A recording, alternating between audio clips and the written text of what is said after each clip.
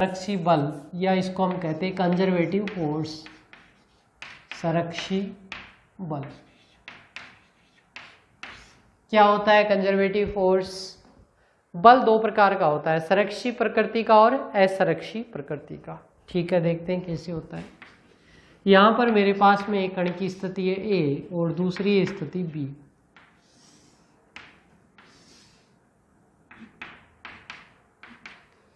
मैं ए से बी तक 3 पथ के द्वारा जाता हूं। ठीक है, फर्स्ट, सेकंड, थर्ड। लेकिन तीनों ही स्थितियों में जो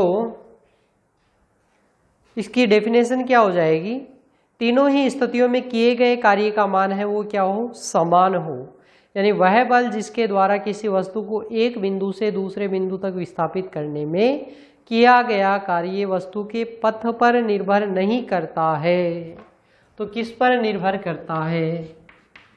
पथ पर निर्भर नहीं करता, अपितु वस्तु के प्रारंभिक और अंतिम स्थिति पर निर्भर करता है। तो वह कार्य वह बल क्या कहलाता है? संरक्षी बल कहलाता है। समझ गए? संरक्षी बल फिर से बता रहा हूं, वह बल जिसके द्वारा किया गया कार्य है वो किस पर निर्भर नहीं करता है आपके? वह बल जिसके द्वारा किसी वस्तु को विस्थापित करने में किया गया कार्य है वो वस्तु के पथ पर निर्भर नहीं करता, अपितु वस्तु की प्रारंभिक और अंतिम स्थिति पर निर्भर करता है। तो वो क्या कहलाता है? संरक्षी बल कहलाता है। यानी देखो यहाँ ए से बी तक हम कह रहे हैं कि विस्थापित कर रहे हैं हम वस्तु को। ठीक है, विस्थापित तो कर रहे हैं, लेकिन 3 पथ हैं, एक ऊपर वाले से, एक बीच से और एक तीसरे से। लेकिन तीनों ही स्थितियों के अंदर अपन देख रहे हैं कि विस्थापन समान नहीं है, इसके बावजूद भी कार्य क्या है? समान है। तो ये क्या कहलाता है? संरक्षी बल। क्योंकि हम कह रहे हैं कि वस्तु की प्रारंभिक और अंतिम स्थिति समान है, तो चाहे ऐसे घूमकर भी चला जाए तो मुझे कोई मतलब नहीं है, ये भी क्या होगा? समान होगा। ठीक है ना। अगर मैं ये कहूँ कि ये फोर्थ है तो ये भी किसके बराबर हो जाएगा? W फोर्थ के बराबर हो जाएगा। क्लियर? ये हमने इसके बारे में पढ़ लिया। अब दूसरी भी इसकी डेफिनेशन है।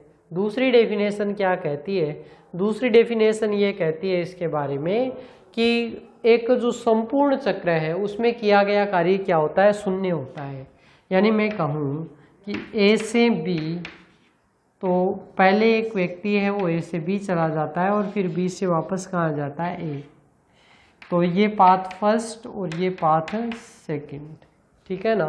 तो हम कह सकते हैं कुल किया गया कार्य क्या होगा? बराबर होगा W फर्स्ट बराबर plus W second is equal to 0। क्योंकि वस्तु कहाँ आ गया? यहाँ से गया था, वापस कहाँ पर पहुँच गया भाई? यहीं पर पहुँच गया। मतलब किया गया कुल कार्य क्या हो जाएगा? 0 हो जाएगा। ठीक है। या इसको मैं इस प्रकार से भी लिख सकता हूँ, W फर्स्ट बराबर माइनस का W सेकेंड। ठीक है ना। माइनस का W सेकेंड क्यों किया? क्योंकि ये इधर है तो फिर ये विपरीत प्रकृति है, इसलिए W फर्स्ट बराबर हम क्या लिख सकते हैं? माइनस का W सेकेंड। ठीक है। तो ये दूसरी डेफिनेशन है संरक्षी बल की। एक और है इसकी डेफिनेशन, यदि किसी बल के अधीन कण के द्वारा पूर्ण चक्कर में गतिज ऊर्जा में परिवर्तन शून्य हो तो वह बल क्या कहलाता है? संरक्षी बल कहलाता है। और इसके उदाहरण क्या क्या है? केंद्रीय बल है, गुरुत्वीय बल है, ये सारे इसके उदाहरण हैं। केंद्रीय बल कौन कौन से हो जाते हैं आपके? कूलाम का बल है होता है वो केंद्रीय बल होता है, और आपका जो गुरुत्वीय बल है वो भी क्या है? केंद्रीय बल है। ठीक है ना। तो ये सभी क्या है? केंद्रीय बल।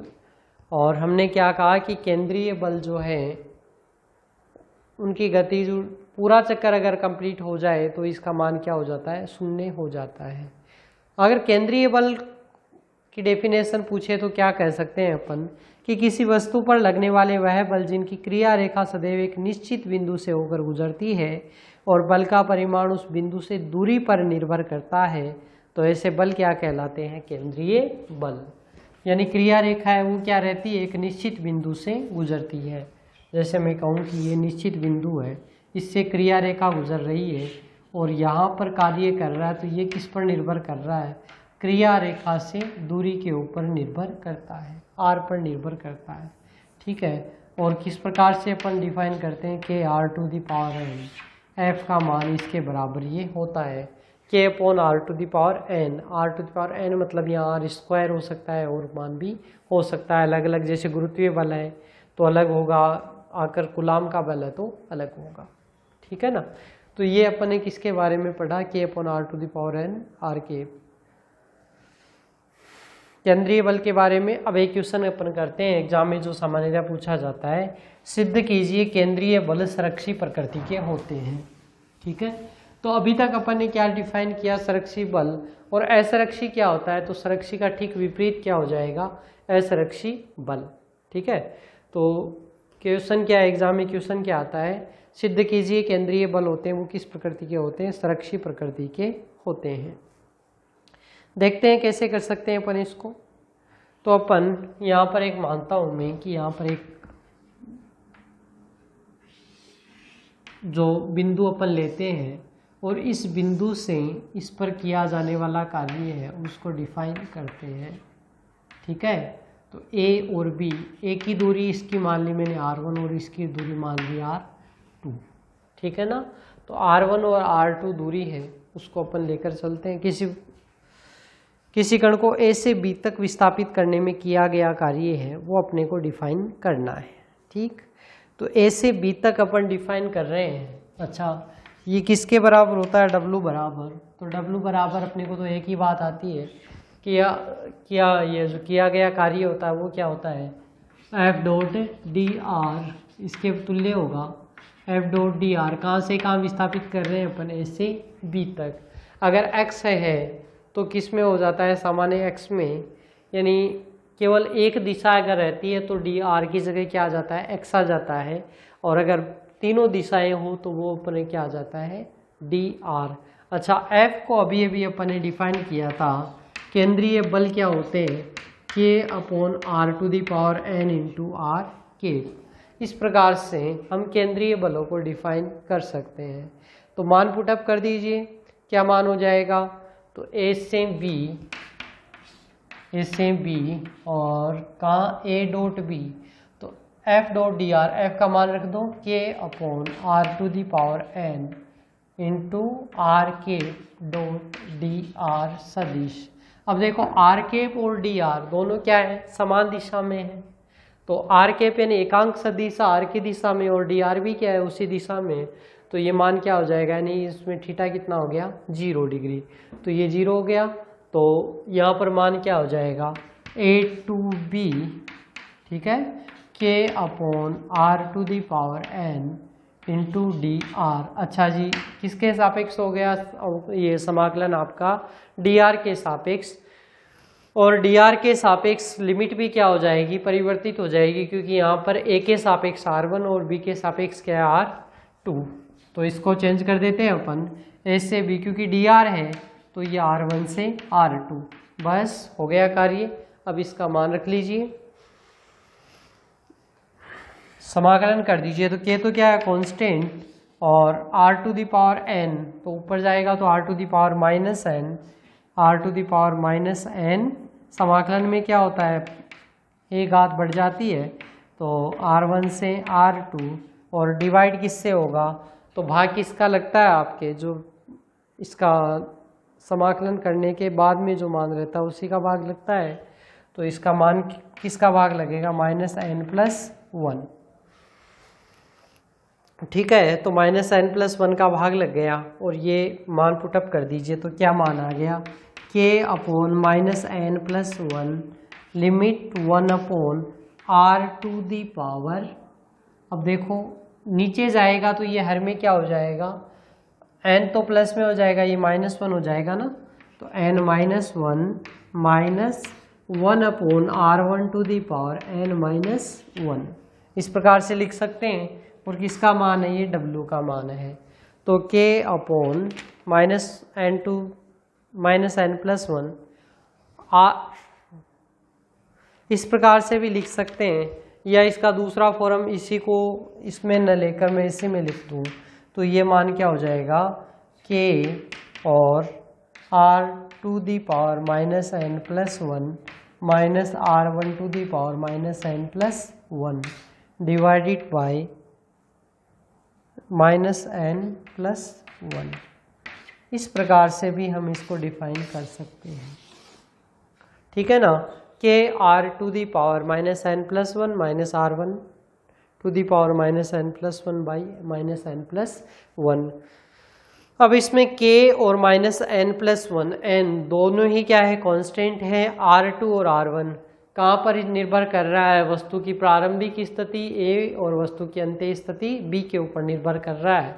तो हम यहाँ पर क्या कह सकते हैं कि दोनों ही स्थितियों में, यानी यहाँ पर क्या है कि ये समीकरण क्या कहती है कि किसी कण को बिंदु a से विस्थापित b तक विस्थापित करने में जो किया गया कार्य है वो पथ पर निर्भर नहीं करता, अपितु किस पर निर्भर कर रहा है, कण की प्रारंभिक स्थिति 1 और अंतिम स्थिति 2 के ऊपर। इसलिए केंद्रीय बलों की जो प्रकृति होती है वो क्या होती है, संरक्षी प्रकृति होती है, ठीक है ना।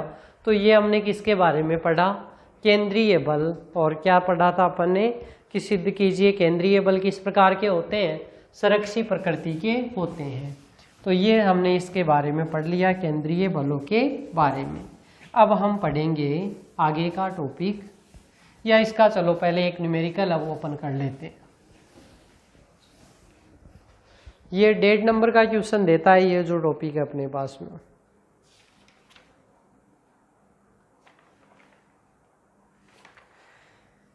क्वेश्चन है, सिद्ध कीजिए संरक्षी बलों का कर्ल शून्य होता है।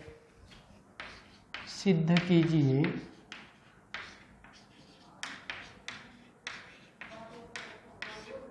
संरक्षी बलों का कर्ल शून्य होता है।